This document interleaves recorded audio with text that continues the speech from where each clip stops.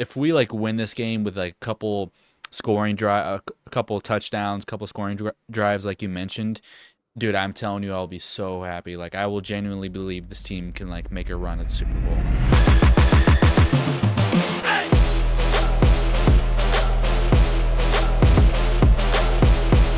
Welcome back to another episode of the Broncos Avenue Podcast. I'm your host, Amir, Farrell, co-host Evan Petruk. The Denver Broncos have just been dealt game-changing news before their Week 11 matchup with the Kansas City Chiefs.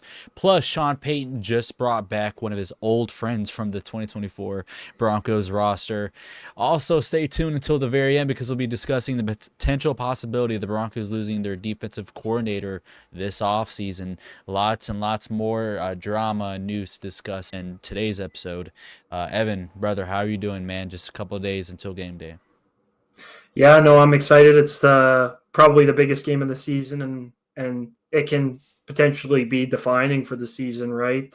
Huge divisional matchup against obviously everyone knows the AFC West has run through the Chiefs the last 10 years. So it's definitely a big one. So I'm really excited, especially getting vengeance on Mahomes for the game that we loved so much last year. Yeah. That was just so awesome that you had to remind me on the day. It really made my day awesome. Oh, yeah. Like the other day I sent to the group chat, it was like I think it was November 10th. Is that the day? I can't remember the exact date, but it was a 1-year anniversary. The Broncos game losing blocked field goal against the Chiefs. So hopefully we can redeem ourselves from that. That was the last time the Broncos actually played the Chiefs starters. I know someone like posted on Twitter like this morning, like the last time the Broncos play the Chiefs and it's like 38-0. Like, yeah, I'm a huge Broncos fan and I will celebrate victories, but like let's not act like that's the last time we played the Chiefs like in an actual competitive matchup. The last time we actually played them at home was that game where we were blasting Taylor Swift in the speakers, and we actually got that huge upset win. So hopefully we can continue that trend. One of the bigger games in the Sean Payton era. Yeah, that was a good memory at least, even though Russ was the quarterback. But yeah, no, Yeah. this is huge. I'm super stoked and excited to watch this one. First, let's go ahead. I want to give a shout out to at JBusy600 and Bobby Hill III. Big shout out to Bobby and Jay Busy for your constant support, commenting on literally like our shorts, our long form videos, and the community as well. Like, thank you all for the support in the YouTube community recently. It's been growing a lot more recently. I've been posting Denver Broncos news and rumors, and even polls on like which team you think is winning weekly. So if you aren't familiar with that, you guys can check out the community tab on the Broncos Avenue YouTube channel if you're listening on a different platform. You guys can also post whatever you want in there as well, or not whatever you want, Broncos related, obviously. It'll be moderated, but you can post in the YouTube community. No one has yet. So thank you guys for your support, specifically Jay Busy, Bobby Hill III. The more you comment on our videos, the more it pushes us out into the YouTube suggested feed and helps us grow our community. All right, so Week 11 preview.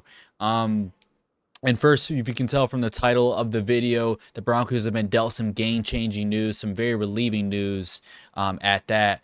The Broncos will be with Marvin Mims, wide receiver Marvin Mims Jr. this week. He was a full practice on Thursday, recovering from that concussion that he missed the last 2 games. He is expected to clear the protocol and be active for the Broncos. So big time news there. It's not 100% confirmed, but it's literally trending in that direction. I would be very, very shocked if Marvin Mims does not play on Sunday. So huge get for the Broncos this Sunday. You were mentioning before we started recording, he's got to have a big game this week. Oh, absolutely. I think that working him into the offensive game plan, especially getting him, like I said in the last episode, simulated touches that aren't screen passes over the middle of the field, getting him into open spaces is huge for this offense. Especially with JK Dobbins out. I think Marvin Mims really needs to take a role as being that guy. Obviously, RJ Harvey's a solid running back. I'm not trying to diminish RJ Harvey's value, but I definitely think Mims has to have a big game. And not saying it's his fault that he hasn't yet. Obviously, scheme has been a big thing with that, but I definitely think that it's something watch out for, and I'm expecting Mims to have a big role in this game. Speaking of the wide receiver room, the Broncos reunited with wide receiver Lil Jordan Humphrey this week and signed him off the Giants practice squad to their active roster. He will play Sunday versus the Chiefs. Any delightful thoughts about that acquisition there? We're a I'm big not fan gonna of lie to his. you, my day was ruined when I looked at my phone and I saw Adam Schefter. I saw Lil Jordan Humphrey in a Broncos uniform on Adam Schefter's feed. I went, oh no, because he's played games for the Giants. Why aren't they posting him in the Giants uniform? And it said the Broncos have signed him off the practice squad. And I thought it might have been because Trent Sherfield was injured because he didn't practice on Tuesday. Trent Sherfield was a full participant. So it seems like Sean Payton just misses him. Amir misses him. I don't know. I think Amir made the call, to be honest, because, yeah. But I'm going to keep it as PG as possible. I do not like Lil Jordan Humphrey. I hate drop passes. If you like drop passes, I guess you like Lil Jordan. So I thought Pat Bryant's been great blocking. So, yeah. So I don't really think – I really hope he doesn't get simulated touches, and I hope he doesn't touch the ball much. But if he doesn't do that, if I don't hear his name at all, then maybe You already know Sean. You already know Sean. He's just itchy. He's already got a whole script put together for Lil Jordan Humphrey. Lil Jordan Humphrey has 4 red zone targets in the game. Knowing how he used him last year, bro, he's probably gonna start getting more touches than Troy Franklin and Pat Bryant, bro. Oh God. And by the way, every time we run the ball, he's gonna be on the field. Please, no more. Put me out, please. I don't understand why you feel comfortable enough to move on from him and then just bring him right back. At this point, a lot of Broncos fans are happy about it, and I understand it from the blocking perspective. But when you're such almost a reliability, that those two words don't go together with Lil Jordan Humphrey. When you are such a liability in the passing game, I don't give a fuck how good of a blocker you are. It does not matter. That completely outweighs you being a liability in terms of not being able to hold on to the football. He fumbled last year a couple times, dropped, I believe, led our offense in drops last year. Just not acceptable. In my opinion, I don't want to see him anything more as a special team in this game. If we're getting if he's actually featured in this offense more than Pat Bryant, who, by the way, Pat Bryant's already a better blocker than he is. I don't want to hear that bullshit that, oh, he's such a great blocker. Yeah, he's going to be way more beneficial to this offense than Pat Bryant in the run game. I don't want to hear that even for a split second. If he gets more feature touches than Pat Bryant, I don't know. At some point, we really got to start questioning Sean Payton. I'm going to be honest. Yeah, no, I really just think that this is the last thing this offense needs. I would have much rather seen A.T. Perry get called up, and I'm not even an A.T. Perry fanboy. I don't know if you want to change something up. I don't think Lil Jordan's the guy to do it, but yeah, I'm really hoping it's just special teams move because they did in a corresponding move waive Michael Bandy, so that was the move there, I guess. And waiving Michael Bandy also, I think that's a telltale sign that Mims is back. Yeah. Yeah, actually, that's a good point. So I don't think it has to do with Lil Jordan Humphrey. So I don't know. Going to the injury report, the Broncos will be missing Patrick Surtain, JK Dobbins. That one really hurts. Right before we started recording, it got reported by Chris Thomason that he will not be able to, that he is not expected to play this Sunday. I can say with full certainty that he's not playing this Sunday. The Broncos, what do you overall think about, before we get to the rest of the injury report, what do you think overall about how this whole J.K. Dobbins hip drop tackle and the foot injury, how this whole story is playing out this week? Because we're hearing, oh, he's a candidate to go on the IR, but also they don't want to actually do it. Yeah. So we were talking about this a little bit before. So the candidate for IR thing, you could literally say that about any player with an injury. I personally think that it was a low ankle sprain. I said it as soon as it happened, and he kind of was limpy, and then he came back and played 6. He got 6 more carries, and then didn't play. So I think that, for one, I think it's overreacting saying he's going to get put on IR. Now, you know what? I could be completely wrong. He could go on IR, but I think if they were going to put him on IR, they would have done it already. I think it's just going to be a feel thing. Like Bucky Irving didn't go on IR, and he's been out 7 weeks. So I think that this Chiefs game, and then you got the bye, and then the Commanders after that, I think. So I don't necessarily can guarantee that he's going to be back for the Commanders game, but the fact that you go from this Kansas, you got this whole week off, and then all of next week off, and then all of the week after off, and then you play again on Sunday. I don't really see a world where he's not at least getting like a limited amount of touches.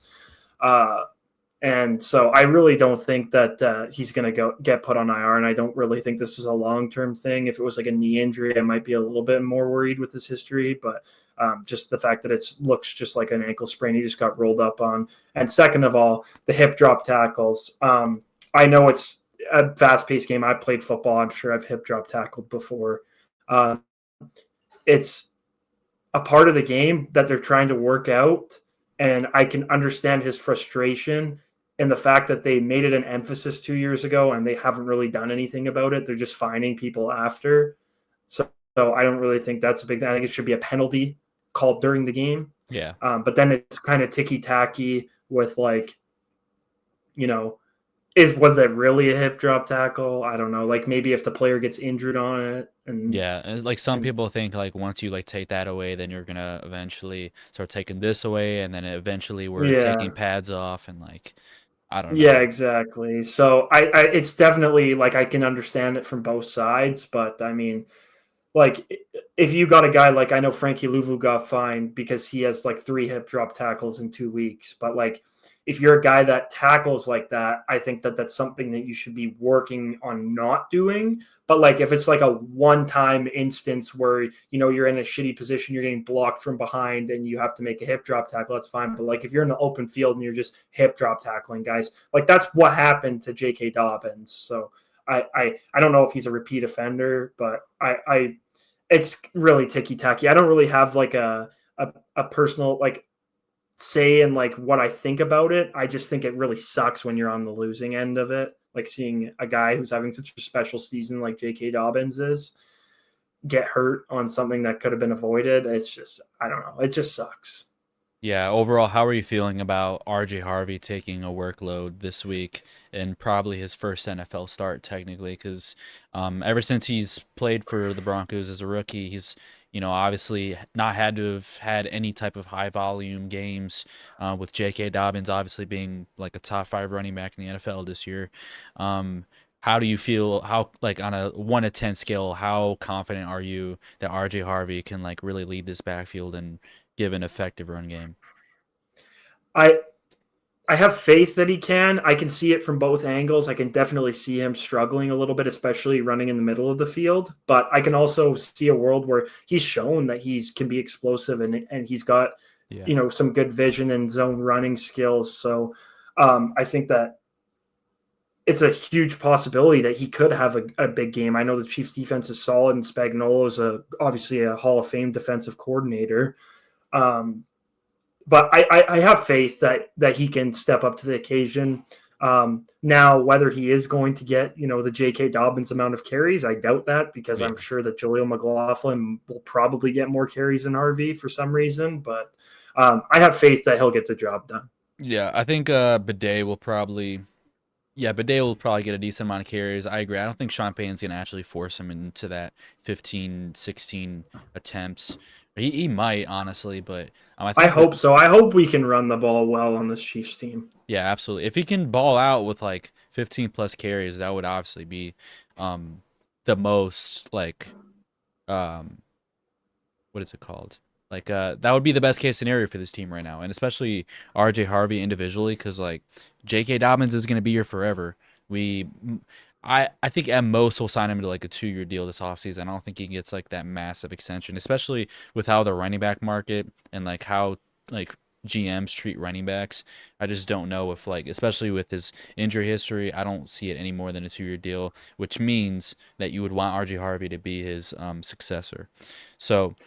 Absolutely. Yeah. And I really don't want Sean to go changing up the offense at all. I'd like him to like, I know, sorry, that came off terrible. I mean, I said I don't want Sean Payton to change the offense at all. What I meant to say was I don't want Sean to be like, oh, RJ Harvey's not JK Dobbins. Let's like run different run plays. Like I'd like to see RJ Harvey running, inside zone and getting into the middle of the field, because I think that he can succeed at that. So Yeah. In that aspect, I don't want Sean to be like scared off because J.K. Dobbins is hurt, is what I'm trying to say here. I would definitely like him to change the offense up a little bit, but The run not scheme in has been aspects of the great. run. Yeah, it's been amazing. Yeah, like that's what I mean. Like I don't want him to change it, because then that's just going to take away the only good thing we had in the offense the last couple of weeks. Exactly. So, yeah, sorry, that came off bad. His vision just got to be a little bit better. Like that's the biggest difference I see personally between him and Dobbins. Also the patience a little bit. Like Yeah. sometimes like what's his name? Harvey will just like run straight into like a offensive tackle, offensive guard, when he knows like maybe being a little bit more patient, he could have taken a gap here rather than just running straight And into one a thing pile. sorry to cut you off. One thing that I have noticed is when he's getting outside and he has edge, he does not like to cut back inside.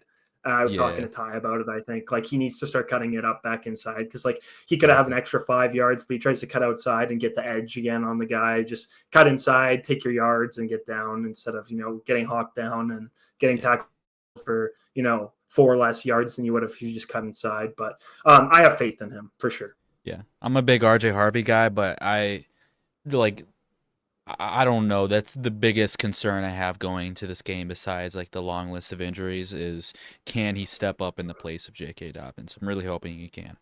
Um, Going off this injury report, Jonah Ellis will not play this week. Alex Singleton obviously recovering from his surgery. Prayers up to him. Nate Atkins also missed another game. That's another big loss. Really need him. That list of tight ends right now, it doesn't look too great. And then JFM limited. He'll probably play Sunday. The linebacker room, like I just talked about, Alex Singleton. Dre Greenlaw and Cernat are going to have a great game. They're likely going to probably have to play like every snap. Lavelle Bailey, he'll probably be elevated for this game. He's I probably the hope he next guy does. up. Yeah, I because hope Karene so. Reed just went on He's IR. yeah. So, and then I Garrett really hope Wallow. Lavelle Bailey. Yeah, he's been hurt too. Yeah, he's hurt. I don't So, think he's practiced yet. But Lavelle Bailey, like after the preseason and the limited amount of time he played last year, like I'm in on Lavelle Bailey. I would love to see him play. yeah, he's the next guy. Like, if we don't elevate him, I don't know what we're doing there. So, Yeah. um, Because he was so solid this preseason, especially. I really loved what I saw from him. I thought he was going to make the 53. yeah, that was one of the bigger shocking cuts. Obviously, they kept Karene Reed for purposes that they didn't want him to get stolen away. But um, hoping everything injury wise is okay with him when he comes back. Key stats for this game: Chiefs are 7th in total offense, 12th in rushing offense, 5th in passing offense, 9th in scoring offense. So despite their 5-4 record, still very efficient offensively. Broncos are 13th in total offense, 9th in rushing offense, 18th in passing offense, and 17th in scoring offense. So despite being absolutely shit on, I was telling you before the show, like they make us seem to be like we're the New York Jets offensively. We're still 13th in total offense. Bo Nix, like you mentioned, second, and total, quarterback touchdowns. So across all NFL quarterbacks, I mean, I'm not just saying AFC West. Like he's second in the NFL in touchdowns. So offensively, it's going to be a good game. I mentioned in our last episode, we got to be aggressive if we want to win this game offensively. Chiefs are 6th in total defense. Broncos 3rd in total defense. I mean, this is literally game of the week. Like on paper, this is as good as it gets matchup wise. Yeah, really surprised they didn't get flexed into Monday night, because, yeah, this Big is an game. amazing game. It's going to be great. So overall, knowing all these statistics, what do the Broncos, in your opinion, have to do this week to come away with the dub? I know I ask this every week, and it's always the basic stuff, but like offensively, defensively, what do you want to see? Again, I'm not trying to be basic here. I personally, this might come to bite us in the ass. I'm going to knock on wood right now. I am really not worried about the Chiefs wide receivers. I don't know why it is that, like, Rashee Rice doesn't really move me all that well, and Worthy, I mean, he's just fast, I guess. And Hollywood Brown, same thing. They don't really move me. I'm not too worried about them as much. I'm worried about the the offense's ability to score on this Chiefs defense. I think if the offense can put together a couple solid drives, we win this game. To be honest with you, and I'm not. This is like predictions. Mahomes definitely throws at least one interception. I think we probably get 2 interceptions this game, but one of them might be on like a garbage time Hail Mary. But I think the offense steps up to the occasion. Bo Nix proves everyone wrong, has a great game, and the Broncos get the win. Broncos DC Vance Joseph is holding him to 14. He's holding Mahomes to 14.7 points per game since rejoining the staff. So absolutely good numbers there. Well, like I said, man, you look across across everything, it's very even in terms of the matchups, despite us having a much better record. It's very even, so it's gonna be a hard fought game. Right now, I'm not gonna lie, I don't like being pessimistic, but I don't think we win this game. But we'll see. Like anything can change come game day. I'm telling you, if we go 9-2 and get a win over the Chiefs, oh my God. Like this will, depending on how we find a way to win. Like if I see like a 9-3 is the final score, I might lose my shit. But if we like win this game with like a couple touchdowns, couple scoring drives, like you mentioned, dude, I'm telling you, I'll be so happy. Like I will genuinely believe this team can like make a run at the Super Bowl. And I have this weird feeling that the team is going to play like their most complete game of the season, and it's just going to be just great. I'm hoping. I do, like I mentioned the other day, I think this is the game where Sean actually like opens the playbook up a little bit. Absolutely. Yeah, we just gotta play turnover free. That's a big factor in playing a divisional opponent like the Kansas City Chiefs. So despite them being 5-4, man, like I still think they're in it to make a good playoff run. So it's gonna be. I think it's gonna be a really good game. All right, so close off the episode. I mentioned Vance Joseph. According to insider Dan Graziano, I don't know if that's how you say his last name, but Broncos defensive coordinator Vance Joseph has become one of the hottest names to watch this offseason as a head coach candidate.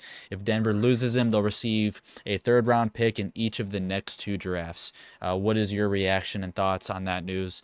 A lot of Broncos fans, I posted it in the YouTube community, and a lot of fans got like 30 comments in the first hour, were like losing their minds about the possibility of losing in this offseason. I think a lot of people are really high on the fact that we get 2 3rd-round draft picks if he gets hired as a head coach, which I think is solid compensation. But I think the value that Vance Joseph has to this team outweighs that by 10. I don't necessarily think that the defense wouldn't have the same amount of talent without Vance Joseph, but I think the way that Vance Joseph utilizes everyone's skill sets on this defense is just it's irreplaceable. And he's had his head coaching since. I hope he kind of takes that Spagnuolo role where he's kind of like, yeah, I've tried being a head coach. It's not really for me. I'm not going to do it anymore. And he just I like what we have here. I have the chance to be one of the greatest defensive coordinators in history. And he's on that trajectory right now. It puts a couple more seasons like this together, and he could be considered one of the best. So I'm hoping that's kind of how he thinks, because it would be. I think people are underestimating how big of a loss this would be to this defense.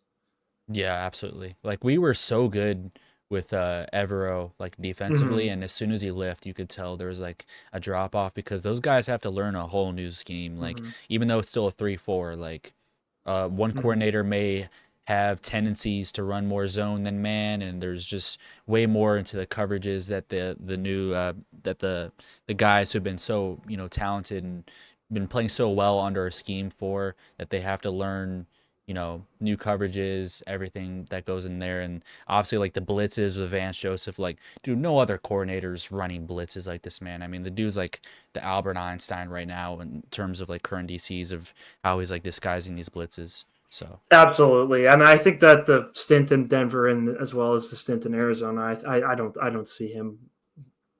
I could be wrong, but I don't see him becoming a head coach again, and I really hope he doesn't. Not to say I don't. I hope that the ownership group just puts like a big cartoonish bag of money on his desk and says, "Stay here until you're done." That's what everybody was saying. Because there's no salary cap on coordinators, so you pay him whatever you want. Pay him more than Sean. I don't care. Yeah, just give him whatever he wants to stay. Should we promote him to head coach? I had to throw that in there. I seen someone. Get out! I seen someone. There's like imagine the hypothetical scenario where he gets the head coaching job in Arizona, because obviously Jonathan Gannon. Ty, if you're watching this, Jonathan Gannon is dog piss. He completely lost that locker room like weeks ago, maybe even last year. Yeah.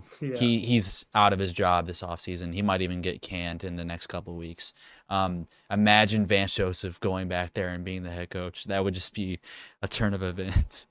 And then they tank and he gets the first overall pick. They draft into quarterback. Imagine. No thanks. Hope you guys enjoyed this one. I'm your host, Amir, Farrell, co-host Evan Petruk. You guys have a great rest of your day. Hopefully, we are in our next episode reacting to one of the biggest dubs in franchise history. We'll see you guys in the next one. Peace out.